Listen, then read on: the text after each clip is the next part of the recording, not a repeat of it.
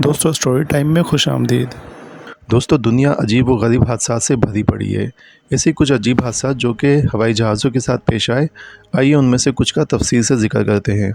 1955 में एक DC तैयारा flight 914 New York से मियामी के लिए रवाना हुआ। इस तैयारे में 57 मुसाफिर थे। परवाज़ मामूल के मुताबिक जारी थी, लेकिन सफ़र के दौरान अचानक ये जहाज़ रडार से गायब हो गया।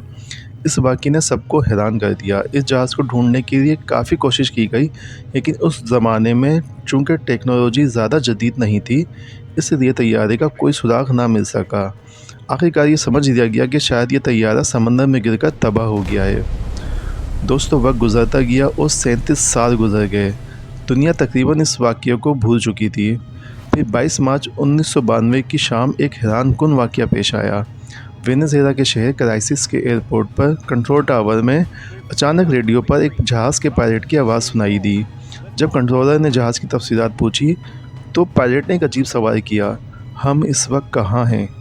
कंट्रोलर के मुताबिक पायलट की आवाज़ में खौफ साफ महसूस हो रहा था।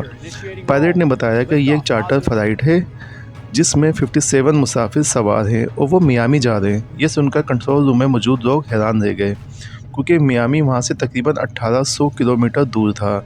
इन्हें लगा कि शायद जहाज़ रास्ता भटक गया है, जो एक बहुत ख़तरनाक सूरत हाल थी। कंट्रोलर ने पायलट को बताया कि वो वेनेज़ुएला के ऊपर है और अपने रास्ते से काफ़ी दूर आ चुके हैं। कुछ लम्हों के लिए रेडियो खामोश हो गया। तकरीबन 5 मिनट बाद पायलट ने दोबारा रब्ता किया और पूछा कि क्या वो इस एयरपोर्ट पर जहाज़ उतार सकते हैं।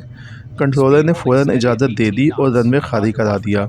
कुछ ही देर बाद सब ने आसमान में एक बहुत पुराना तैयारा देखा जो आहिस्ता आहिस्ता एयरपोर्ट पर उतर रहा था। ऐसा जहाज़ उन्होंने पहले कभी नहीं देखा था।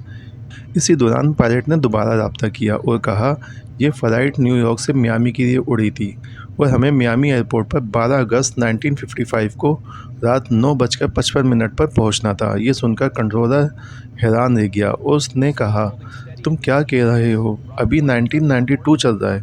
ये सुनते ही पायलट की तरफ से आवाज़ आई, oh my God. Control room ने पायलट को पुरसुकून रहने को कहा और जहाज़ को महफूज तरीके से उतारने की हिदायत दी। जहाज़ लैंड कर चुका था। ग्राउंड स्टाफ मदद के लिए जहाज़ की तरफ बढ़े, लेकिन पायलट्स ने इशारा किया कि वो करीब ना आए। कुछ ही लम्हों बाद वो पुरस्कार जहाज़ दोबारा उड़ा और आसमान में गायब हो गया। उसके बाद उसे कभी दोबारा नहीं देखा गया। दोस्तों इस वाक़ये पर यकीन करना मुश्किल है, लेकिन इसके बारे में उस वक्त के कुछ अखबारात में भी जिक्र किया गया था। आज भी लोग इस अजीब वाक़ये पर बहस करते हैं।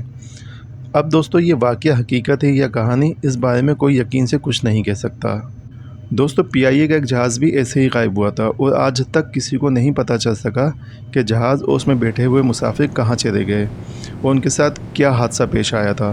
दोस्तों 25 अगस्त 1979 को तकरीबन 7:36 पर PIA का जहाज़ F-27 जिसकी फ़्लाइट गिरगित से इस्लामाबाद तक के लिए थी, इस जहाज़ में 49 मुसाफिर और 5 क्रू मेंबर सफ़र कर रहे थे।